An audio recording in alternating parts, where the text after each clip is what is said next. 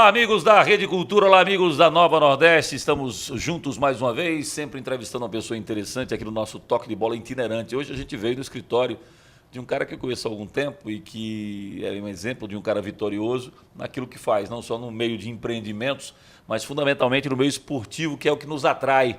Eu estou falando do Gustavo do B, que esteve no esporte durante alguns anos, já foi de tudo um pouco dentro do esporte e hoje está na vice-presidência de futebol da equipe rubro-negra. E o esporte, apesar de algumas críticas que são feitas, eu até fiz algumas delas e vou discuti-las com o Gustavo, o esporte vem ganhando tudo que disputa até agora, né? O esporte está bem no Campeonato Pernambucano, vai para as semifinais.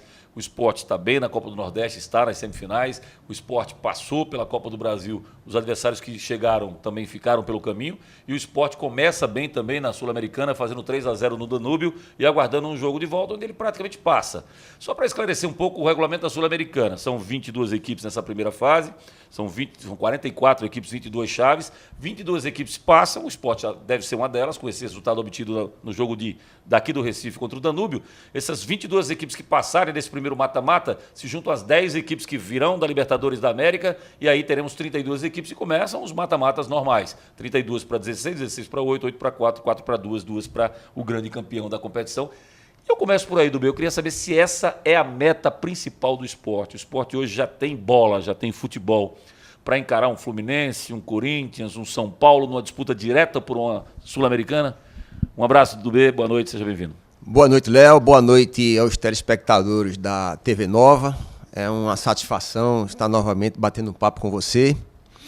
E realmente nós estamos conseguindo realizar os nossos objetivos no primeiro semestre, indo bem nas competições.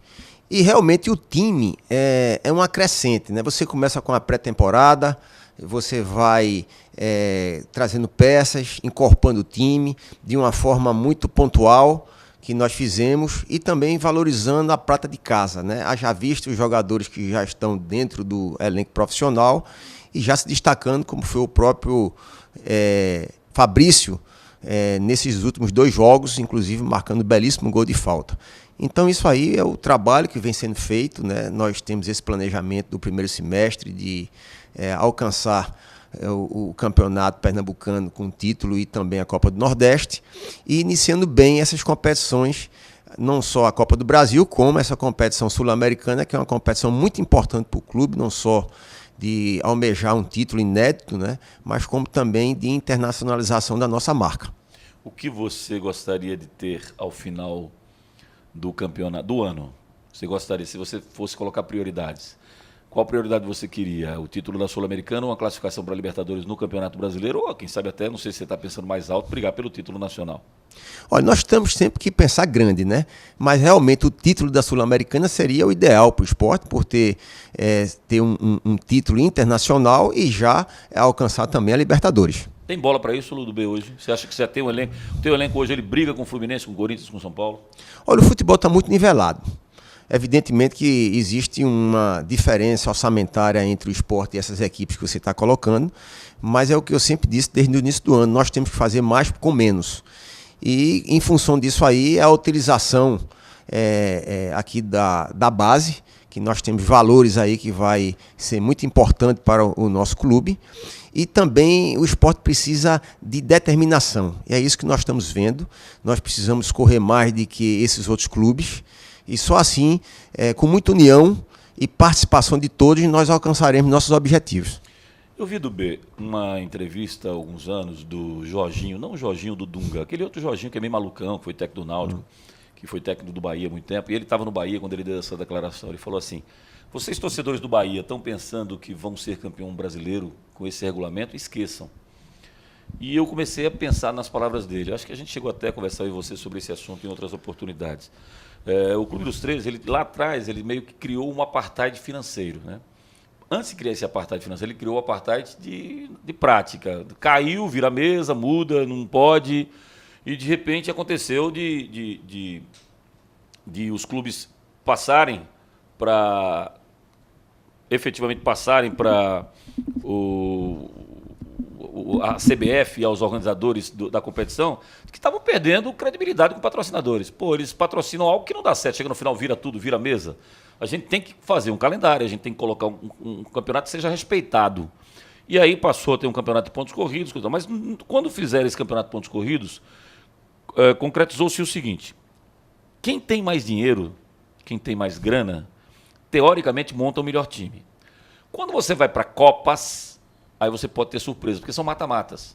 Tudo pode acontecer. Quando você vai para campeonato de pontos corridos, dificilmente um melhor perde para um pior, porque são 38 jogos. Então você tem uma gordurinha para errar ali, errar colar. Quando a gente vai para a Copa, e eu já excetuo de cara o Sport, porque o Sport, para ser campeão da Copa do Brasil, ele pegou 4 adversários já campeões brasileiros, pegou Vasco, Corinthians, Palmeiras e Internacional. Então o Sport ganhou uma Copa do Brasil não por casuísmo, por ser uma Copa, mas ganhou porque tinha futebol naquela época para consegui-lo. Quando a gente vai para Paulista de Jundiaí, vai para Santo André, vai para essas outras e Criciúma, a gente vê que são equipes pontuais que estavam na hora certa, no lugar certo e foram campeões da Copa do Brasil. Campeonato é um apartheid. O Campeonato Brasileiro é um apartheid. E nas palavras do Jorginho eu entendi o que ele quis dizer. É necessário que 12 equipes, que têm mais grana do que Bahia, do que o Sport, 12, os 4 de São Paulo, os 4 do Rio, os 2 de Minas e os 2 do Rio Grande do Sul, estejam todos ao mesmo tempo mal, tenham contratado todos ao mesmo tempo jogadores errados, para que um time que tem um orçamento bem inferior consiga se sobrepor. Porque eu digo sempre que quem joga, o time grande, quando ele joga como o time grande, ele ganha do pequeno. Quando o time grande relaxa e o pequeno cresce, aí há equilíbrio e tudo pode acontecer. Ou seja, quando a gente para pensar assim, é muito difícil a gente imaginar como o Sport vai ser campeão brasileiro outra vez, com esse tipo de situação, onde você tem esse apartheid financeiro com 12 equipes, tendo que falhar todas ao mesmo tempo para o Sport chegar ao título. Olha, não tenha dúvida que, teoricamente, você tendo um clube com um orçamento maior, e existe uma diferença muito grande, né? Aqui desses clubes que você está colocando, né? Que Bahia, Sport e Atlético Paranaense, que, digamos, são os 3 clubes, né? O Sport juntamente com o Atlético Paranaense e o Bahia, que brigam ali com o G12. Então, esses clubes têm que serem mais eficientes. E o futebol está nivelado. Evidentemente que você com um orçamento maior, você tem oportunidade de trazer jogadores já para jogar, e quando você tem um orçamento menor, você tem que ser muito eficiente, você tem que acertar o máximo possível nas contratações para poder utilizar muito bem o dinheiro.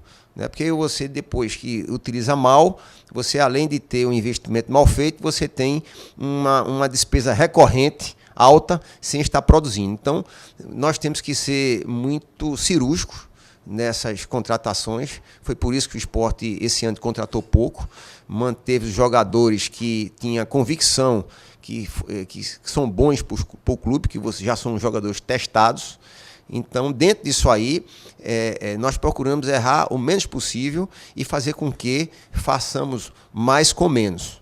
Então, isso é a possibilidade de você conseguir pleitear esses horizontes positivos de conquistas em todas as competições que o Sport vai participar. E também utilizando os seus atletas da base. Eu exemplifico. Todo mundo falava, o Sport precisava contratar mais um volante, mais um primeiro volante.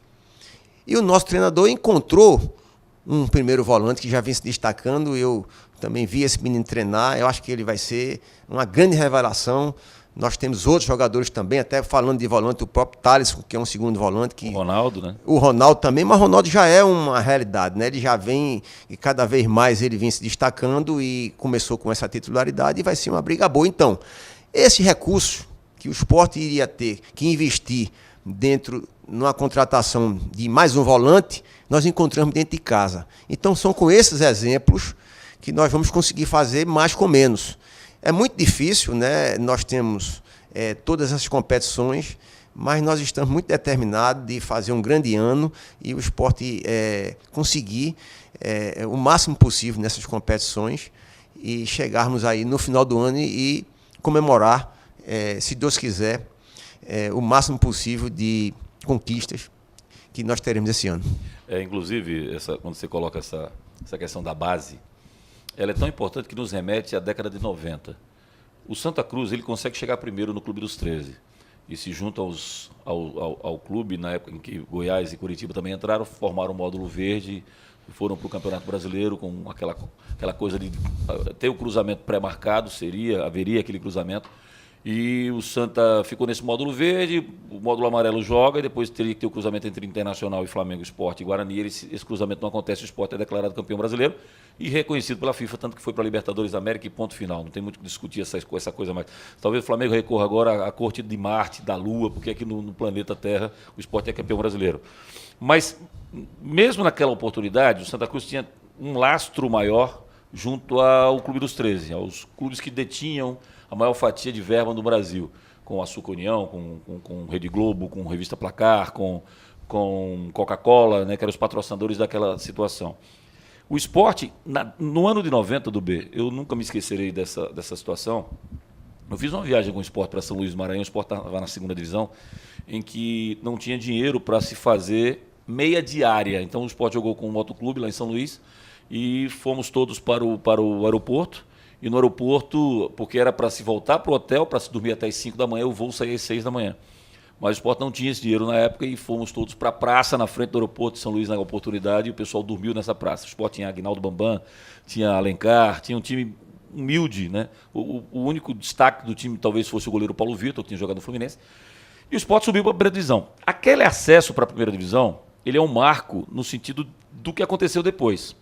Porque depois de 1990, o Sport jamais caiu para a segunda divisão até o ano 2000. O Sport passou uma década inteira na primeira divisão. E ao passar essa década inteira na primeira divisão, ele ultrapassa o Santa Cruz, ultrapassa o Náutico e abre um abismo em termos de estrutura financeira. Isso aí fez com que o Sport simplesmente ganhasse 8 títulos estaduais em 11 anos. De rombo, de 90 a 2000, o Sport ganhou 11 títulos estaduais. 8 títulos estaduais. E virou uma fábrica de jogadores.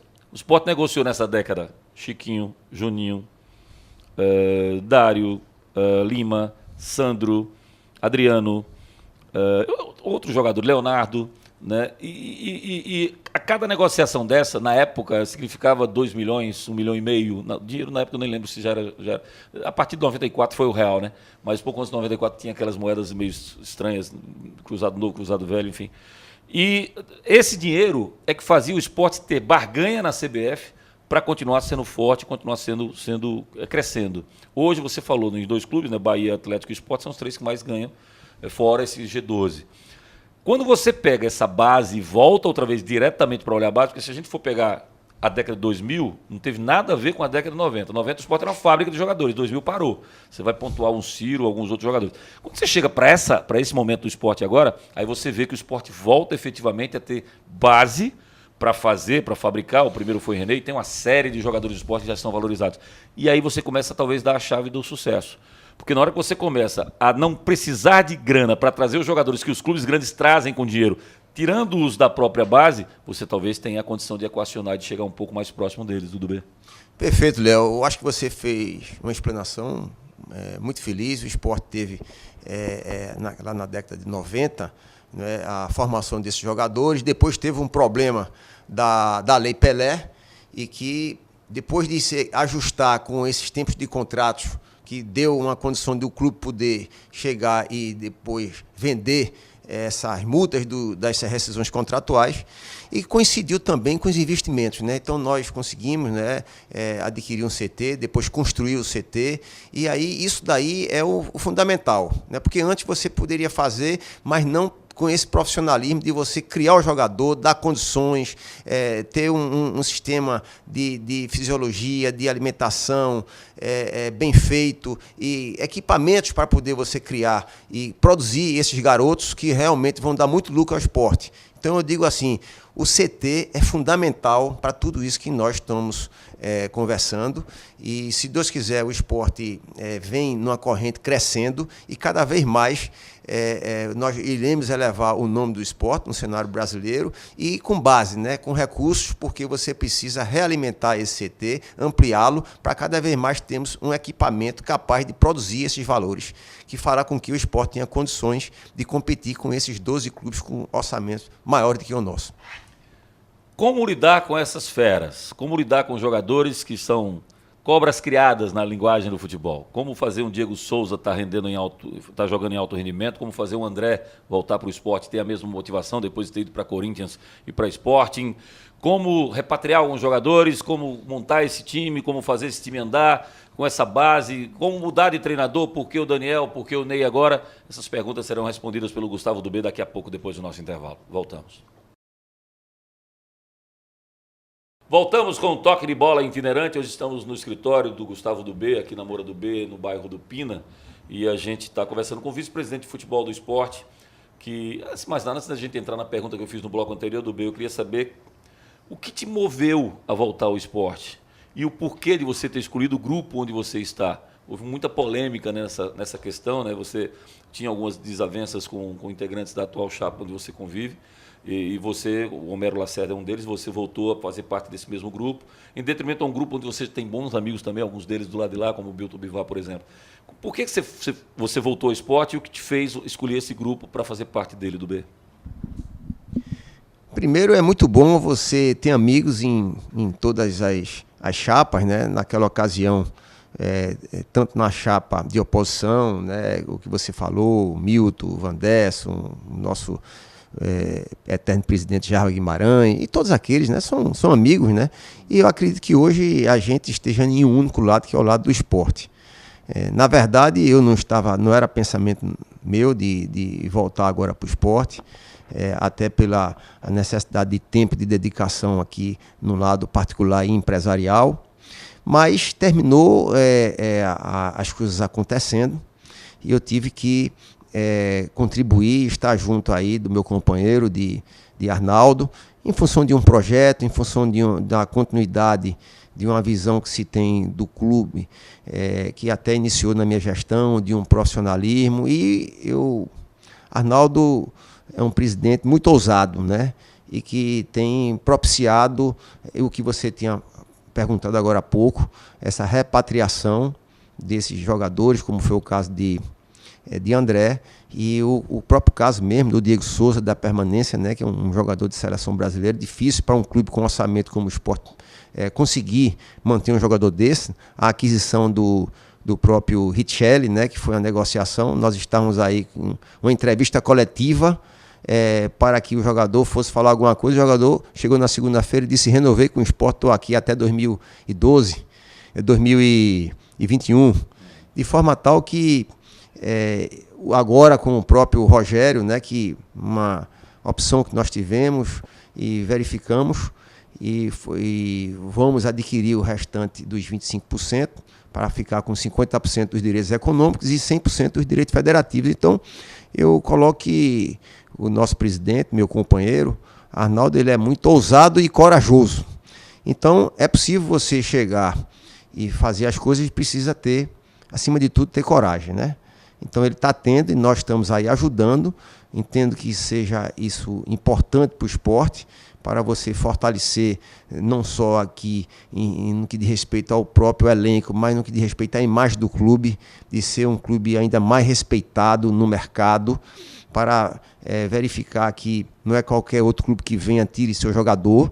Isso mostra a força que o esporte está tendo e cada vez mais com o seu nome como um grande clube do futebol brasileiro. Então, isso tudo faz parte aí deste projeto, né, do nosso projeto de cada vez ter o esporte maior, não só nessa esfera desportiva, mas como também, como eu falei ainda há pouco, né, com a mente de você cada vez mais aprimorar a nossa fábrica de jogadores, que é o nosso CT. Então, o objetivo é cada vez mais você aprimorar isso aí, porque só assim o esporte vai estar retroalimentado com a possibilidade de você ter novas receitas, até para poder ter uma manutenção adequada no próprio equipamento, e também mesclar com esses jogadores que eu acabei de falar, que quando você faz o investimento, não é só pela qualidade técnica do jogador. Todos os jogadores que eu acabei de citar são jogadores que merecem também a nossa confiança como homens, que são pessoas de bem, são pessoas que realmente têm um apego muito grande ao clube, e isso daí é muito importante. você ter a qualidade técnica, mas também ter a qualidade do homem e do comprometimento com o clube, porque isso é um critério fundamental para nós termos um jogador atuando pelo esporte. Então, como é que o esporte deu essa guinada? O que fez do esporte um time do Nordeste ser um time respeitado para efeito do jogador estar lá fora e dizer não, o esporte paga em dia, o esporte não atrasa.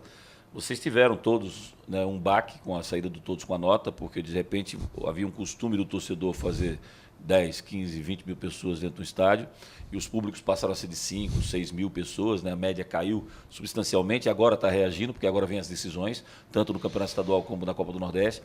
Mas como foi montada essa estrutura do B? Por que o esporte passou a não depender da bilheteria do estádio? O que foi feito para que isso acontecesse? O que faz o esporte pagar salários altos hoje que impeçam, inclusive, os outros clubes de chegarem e tentarem seduzir o atleta, pedir para sair e aceitar que o clube que está tentando contratá-lo pague a multa rescisória e efetivamente leve o atleta para lá? É um conjunto de ações, Léo, que fazem com que o esporte crie recebíveis, né? Então, o clube, quando ele está numa situação positiva, ele vem bem, e já um certo tempo, quando foi agora, nós estamos aí na 4ª temporada na primeira divisão, você começa a ter novos patrocinadores, embora nós estejamos passando por uma situação econômica complicada, mas a tendência é melhorar, aliado aí a uma permanência com contratos com a televisão, que eu diria que hoje é a principal receita do clube, e com outras ações, a formação de jogadores que propiciando, nós temos uma meta de realizar esse ano de venda de jogadores de 15 milhões de reais, já obtivemos aí René, que já foi o início, mas nós teremos uma oportunidade no meio do ano. Isso faz com que entre no orçamento, que um clube como o Sport, que faz investimento, precisa também de realizar. Precisa de fazer com que aquilo que é produzido se traduza em recursos para poder você retroalimentar o clube, como eu falei, e conseguir entrar, continuar fazendo o que vem sendo feito.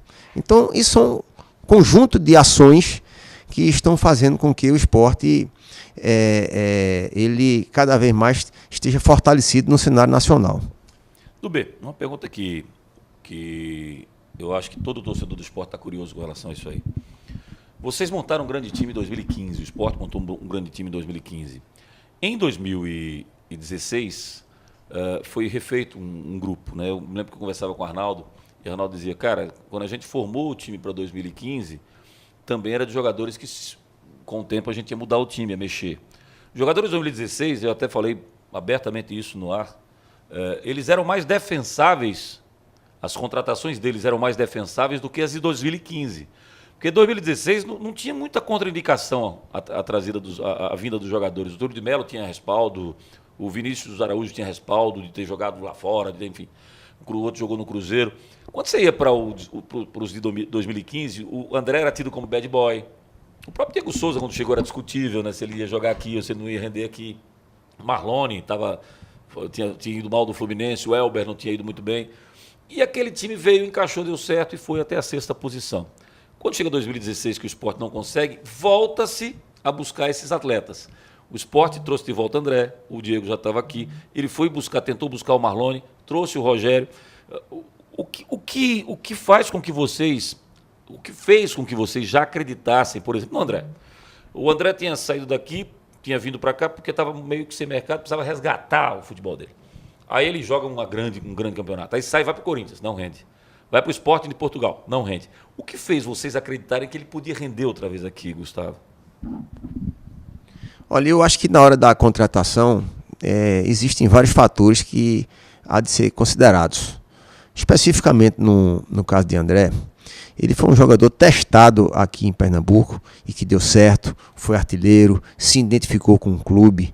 Então, é muito importante você fazer um investimento naquilo que você já viu na prática que deu certo. Porque jogador não é uma máquina. Jogador é um ser humano, ele precisa estar bem no lugar, estar aclimatado, estar feliz. E o caso de André é um exemplo. Então, é um jogador que estava querendo voltar para cá, que se deu muito bem, e um ambiente no esporte para ele, um ambiente familiar. E isso fez com que houvesse essa coragem de trazê-lo de volta aqui para a ilha, e eu tenho certeza que ele vai fazer um grande ano aqui no esporte e vai dar muitas alegrias aqui ao nosso clube e à nossa torcida. Como funciona essa decisão?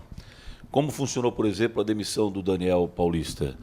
Não é demissão porque ele continua no clube, né? A mudança de cargo, a volta dele a ser um auxiliar e a saída dele efetivamente do técnico efetivo do clube de profissionais. Como funcionou isso? Você senta à mesa, todos votam, todos dão opinião e a sua opinião é a final e a do Arnaldo é a final. Como é que funciona essa hierarquia e esse diálogo na hora de se definir uma coisa tão importante como foi a mudança de treinador e a chegada do Ney Franco? Olha, as decisões são tomadas de uma forma colegiada, né? Então participa eu com o presidente, que é Arnaldo, a direção de futebol. Direção de futebol, entenda-se, é Luiz Maluf, Carreras e Rodrigo Barros. Rodrigo Barros. Né? E o Faria participa, o Alexandre? E Alexandre Faria participa, inclusive também o Coronel Adelso, que é uma pessoa que eu sempre... Quando eu estive no esporte, e principalmente agora, eu sempre convoco ele, porque ele é uma pessoa de muita experiência, que eu respeito bastante a sua respectiva opinião. Quero até, quando você falou aqui no nome de quem compõe a diretoria, eu quero fazer só uma ressalva, porque já houveram algumas, alguns comentários em relação ao Rodrigo, que é filho do Arnaldo. Eu quero dizer que quem o convocou para ser diretor de futebol fui eu. O Arnaldo não teve nenhuma participação. E ele, na verdade, ele se reporta a mim. De forma que eu não poderia deixar de ter uma pessoa que está no jurídico, está ligada ao futebol, com um potencial grande de ajuda ao clube, com disponibilidade de deixá-lo de ajudar no futebol, como está ocorrendo. Então isso é bom ser ressaltado, porque aqui dali foi uma convocação minha. Em relação a esse colegiado, nós entendemos a mudança de escopo de Daniel, que é uma pessoa de muito futuro, mas o esporte precisava de render um pouco mais. E nós entendemos aí, na contratação de Ney Franco, foi realmente um nome lembrado por mim, e até porque já havia um desejo de trazê-lo em outra ocasião, que ele mesmo colocou na entrevista coletiva. E eu acho que nós fomos muito felizes com essa contratação e ele vai dar muitas alegrias aqui ao nosso clube. Só para fechar essa questão da votação, o voto é qualitativo ou é quantitativo na hora da decisão? Não, o voto é quantitativo, agora cada um tem as suas argumentações. Então vai aí o poder de você persuadir o colega, mas a decisão é colegiada e de voto quantitativo dessas pessoas que eu acabei de colocar. Dubê, muito obrigado pela sua presença aqui no nosso Toque de Bola. Aliás, eu tenho que te agradecer por abrir suas portas, as portas da sua empresa para vir até aqui, para que a gente pudesse fazer esse papo. Eu acho que muita coisa foi esclarecida, né, de relacionamento, de como fazer, do que você aposta, qual é a meta do esporte.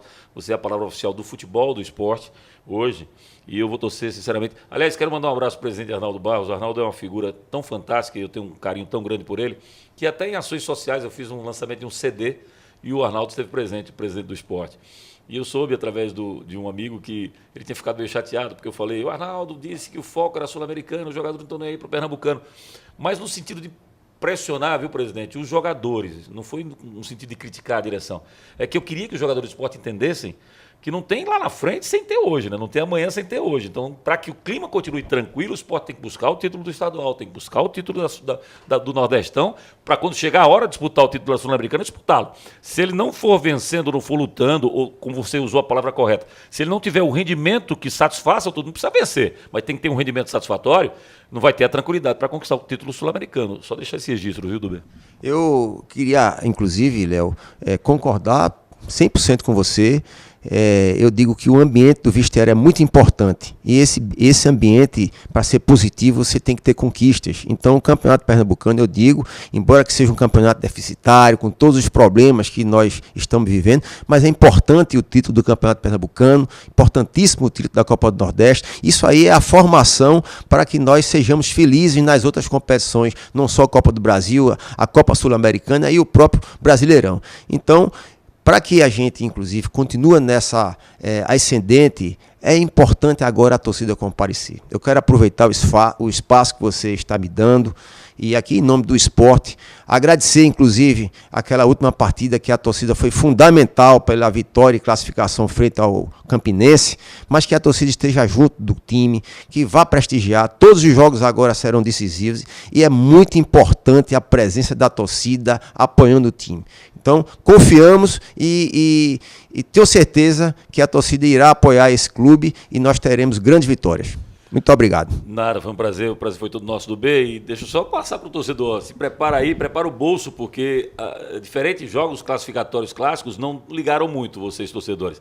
Mas agora podemos ter 4 clássicos das multidões decisivos consecutivos. Se o Sport ganha do Central e o Santa não perde do Náutico, o Santa e o Sport jogarão 4 partidas seguidas decisivas, pelas semifinais do Nordestão, pelas semifinais do Campeonato Pernambucano. Duvido você querer ficar em casa. Um abraço a todos. Amanhã ao vivo tem um Tá na Rede aqui na Nova Nordeste, com os melhores momentos do Esporte Central, expectativa do clássico, seja essa polêmica, discussão, prêmios, camisas de clubes para vocês. No nosso Tá na Rede ao vivo estaremos juntos amanhã. E na próxima semana o Toque de Bola estará de volta, sempre às noites do sábado. Um grande abraço a todos, ótima noite de sábado, ótimo domingo.